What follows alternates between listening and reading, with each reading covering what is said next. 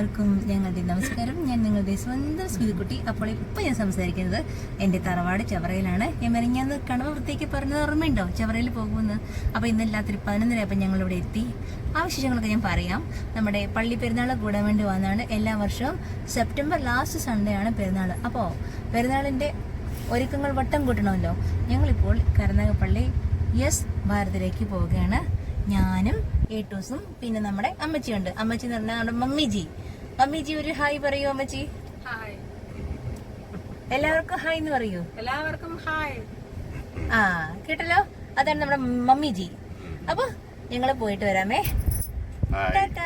ഞാനും ഏട്ടൂസും പറഞ്ഞിട്ടുണ്ട് ഹായ് പറഞ്ഞിട്ടുണ്ട്. ഓക്കെ.